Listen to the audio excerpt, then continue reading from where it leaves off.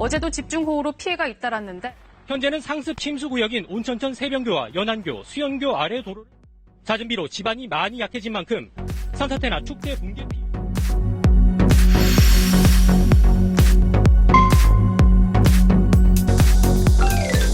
안녕하세요, 헛쌤입니다. 지금 서울에는 엄청 비가 많이 오고 있어요. 지금 엄청 비가 많이 오고 있는데 이 여름에 이렇게 비가 많이 오는 기간을 우리 장마철이라고 합니다. 그런데 올해는 지금 중국도 그렇고 한국도 그렇고 좀 일본까지 그죠? 좀 특이하게 비가 많이 오는 것 같아요. 그래서 지금 제가 지금 살고 있는 포항은 엄청 더운데요. 맑아요. 날씨도 맑은데 서울에는 지금 난리가 났다고 합니다. 비가 너무 많이 와서 막 사고도 많고 지금 한강도 물이 너무 많아져가지고 막 도로도 지금 다닐 수 없게 되고 불편한 점들이 많다고 해요. 그래서 오늘은 이렇게 비가 많이 올 때 그런 상황에서 쓰이는 표현에 대해서 연습을 해보려고 하는데요. 집에서 제가 지금 계속 뉴스로 방송을 보고 있는데 이 뉴스에 나오는 용어들이 굉장히 어려운 것 같더라고요. 그래서 만약에 여러분이 한국에서 살고 있는데 이런 사고가 나거나 어떤 큰 비가 와서 문제가 됐을 때 그럴 때 여러분도 뉴스를 보고 뉴스를 듣고 상황을 알 수 있어야 하잖아요. 그래서 오늘은 그런 표현들, 비가 많이 왔을 때 뉴스에서 자주 사용하는 표현들에 대해서 한번 연습해 보려고 합니다. 자, 이렇게 비가 많이 오는 상황을 우리는 폭우라는 단어를 쓰는데요. 폭우가 내리다 이렇게 말합니다. 그냥 비가 아니고 폭우가 내려요 이렇게 말하면 정말 많은 비가 내린다 라고 생각하면 돼요. 그래서 마찬가지로 눈이 그렇게 많이 오는 것도 우리 폭설이라는 표현을 쓰는데요. 폭설이 내렸어요. 폭우가 내릴 예정이에요. 이렇게 표현을 합니다. 그래서 이렇게 폭우가 많이 오면요, 물이 너무 많아지죠. 그렇죠? 물이 많아져서 집이나 도로나 길에 다 물이에요. 이런 것을 우리 홍수라는 단어를 씁니다. 홍수. 그래서 홍수가 나다 라는 표현을 쓰는데요. NE가 나다 라는 표현을 이런 재난, 사고에 많이 쓰는데요. 우리 사고가 나다, 교통사고가 나다 이런 표현을 쓰죠. 그죠? 그것처럼 홍수가 나다, 또 지진이 나다, 지진, 땅이 이렇게 되는 것을 지진이라고 하는데 지진이 나다, 이럴 때도 우리 이렇게 NE가 나다 라는 표현을 쓸 수 있습니다. 그래서 이렇게 비가 너무 많이 와서 물이 막 이렇게 되는 상황을 우리 홍수가 나다 라고 표현을 하는데요. 지금 중국도 홍수가 났죠. 홍수가 났고 한국에도 충청 지역, 그 중부지방, 중간지방에 지금 홍수가 나서 피해가 심각하다고 합니다. 그리고 이렇게 홍수가 났을 때 강이나 그런 물이 있는 곳 있죠. 그런 곳에 근처에 가지 말라고 말하죠. 우리 그렇게 물이 흐르는 그런 곳에 우리 한자 천을 써요. 천. 그래서 무슨 천, 양재천, 중랑천 이렇게 말하면 그 물이 흐르는 강 정도로 크진 않지만 좀 작은 물이 흐르는 곳을 천이라고 말하고요. 그런 강, 무슨 천, 무슨 계곡, 산에 흐르는 조그만한 곳을 계곡이라고 말하는데 그런 계곡, 모든 물이 흐르는 곳을 다 합쳐서 우리 하천이라는 표현을 써요. 하천. 그러니까 물이 흐르는 곳. 그래서 하천이라는 표현을 쓰는데 비가 많이 오면 하천에 물이 어떻게 돼요? 물이 많아져요. 그렇죠? 그리고는 물이 그 길보다 더 그래서 옆에 공원이나 사람들이 다니는 길까지 물이 이렇게 되는 것을 우리 물이 넘치다 라는 표현을 써요. 물이 넘치다. 뭐 예를 들어서 컵에 이렇게 물을 막 하는데 너무 물이 많아지면 어떻게 돼요? 물이 넘쳐요. 맞아요. 물이 넘치다 라는 표현을 쓰는데 뉴스에서는 이 넘치다 라는 표현보다 조금 더 어려운 한자어로 범람하다 라는 표현을 씁니다. 범람하다. 그래서 뭐 하천이 범람했어요. 뭐 한강이 범람했어요. 하천이 범람할 수도 있으니까 조심하세요. 이렇게 말할 때 우리 범람하다라는 표현을 씁니다. 좀 어렵죠? 그렇죠? 하천이 범람하다. 그리고 또 이렇게 홍수가 나면 하천이 범람하기 때문에 그런 하천 근처에 가지 않는 것도 중요하지만 산에도 사고가 날 수 있어요. 산에도 막 위에서 이렇게 되는 거 있죠. 그런 걸 우리 산사태라는 표현을 씁니다. 산사태가 나다. 이렇게 써요. 그래서 지금 한국에도 어제 그저께 지금 산사태가 난 곳이 굉장히 많습니다. 뭐 가평에 산사태가 나서 펜션이 다 무너졌다고 해요. 산사태가 나고 그런 상황들은 정말 위험하고 갑자기 일어나기 때문에 막 피할 수도 없대요. 그러니까 이렇게 막 산사태가 날 수 있는 장소, 하천이 범람할 수 있는 장소 근처에는 비 올 때는 가지 않는 것이 좋겠죠. 또 물이 이렇게 막 많아졌어요. 하천이 막 범람하고 물이 많아지고 이렇게 돼서 이렇게 물이 이렇게 높아지는 것을 말할 때 우리 물의 수위라는 건 물 높이 이렇게 생각하면 쉬울 것 같아요. 수위가 높아지다 이런 표현을 씁니다. 강물의 수위가 높아지다. 그래서 강물의 수위가 많이 높아졌습니다.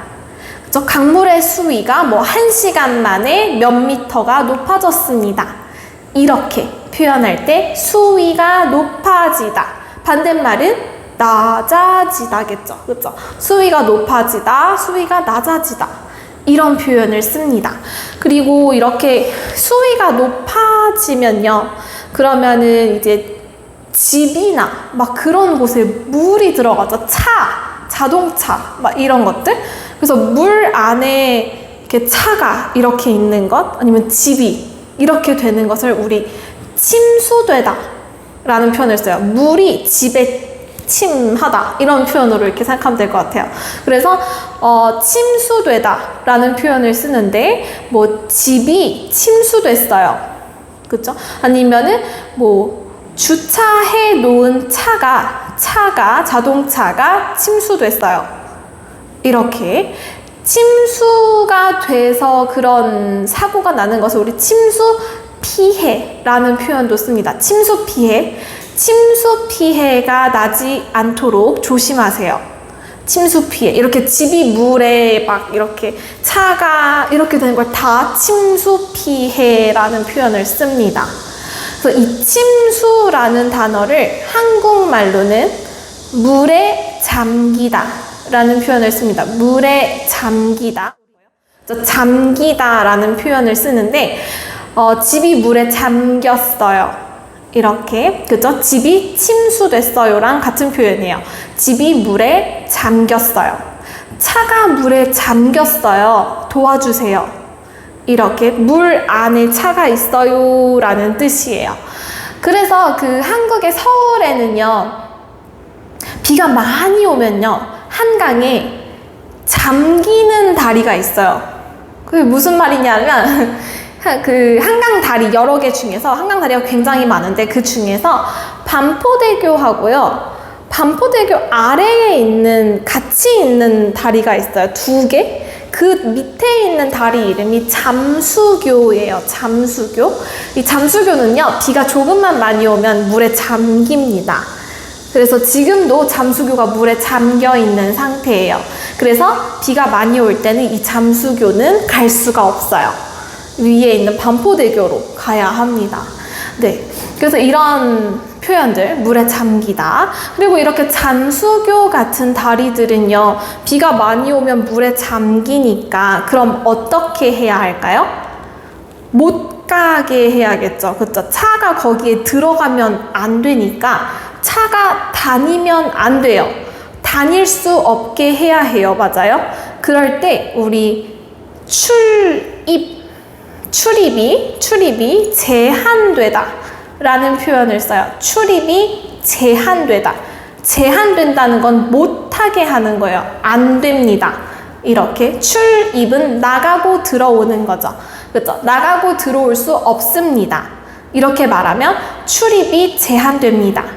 오늘 밤부터 내일 아침 9시까지 잠수교는 출입이 제한됩니다. 이렇게, 그죠? 뉴스에서 자주 하는 표현이에요. 뭐 오늘부터 내일까지 폭우가 내릴 예정이오니 하천에 출입을 제한합니다. 하면은 하천 그 근처에 가지 마세요. 들어갈 수 없어요. 라는 뜻입니다. 네. 그리고 또 뭐 예를 들면 이렇게 제한하다 라는 말과 비슷한 단어로 통제하다 라는 말도 있어요. 통제합니다. 통제 안 돼요. 다닐 수 없어요. 라는 뜻인데요. 그쵸? 그래서 통제되다 라고 하면 들어갈 수 없게 되었어요. 라는 뜻입니다. 그래서 뭐 도로가 통제되었어요. 우리 그 하천 근처에 있는 도로들은 비가 많이 오면 통제될 때가 있어요. 그쵸? 도로가 통제되었으니까 다른 길로 가세요. 이렇게 말할 때 도로가 통제되었습니다. 통제되었으니 다른 길로 돌아가세요. 이렇게 말할 수 있습니다. 그래서 제한하다, 제한되다, 통제하다, 통제되다 이 단어들을 알고 계시면 좋을 것 같습니다. 그리고 또 이렇게 큰 상황이 발생했을 때, 재난이 발생했을 때 사람들이 위험한 장소에 있으면 안 되겠죠. 그래서 위험한 장소에 있지 말고 다른 장소로 가세요. 빨리빨리. 이걸 뭐라고 해요? 우리 대피하다 라는 표현을 씁니다. 대피하다. 어떤 문제가 생겼기 때문에 산사태가 났어요. 집이 위험해요. 그럴 때 사람들한테 빨리빨리 다른 곳으로 가세요. 그래서 사람들이 가요. 그거를 우리 대피하다. 사람들이 대피하다 라고 합니다. 그래서 안전한 장소로 대피하다. 안전한 장소로 대피해야 합니다. 이런 표현을 씁니다.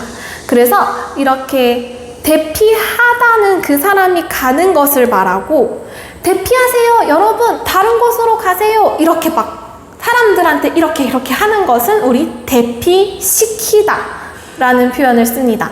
그래서 위험한 일이 생겼을 때는 사람들을 빨리 대피시켜야겠죠. 그죠? 대피하다, 대피시키다 라는 표현도 잘 알고 있어야겠죠. 그리고 또 이제 마지막으로 자제하다 라는 표현이 있어요. 자제하다 라는 거는 어떤 행동을 안 하다, 하지 않는 것을 우리 자제하다 라는 표현을 쓰는데요.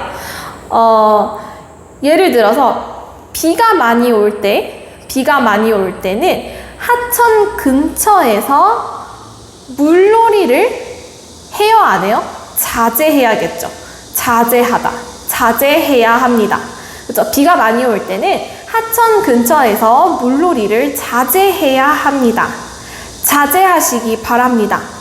이렇게 하지 마세요. 되도록이면 하지 마세요. 안 하는 것이 좋아요.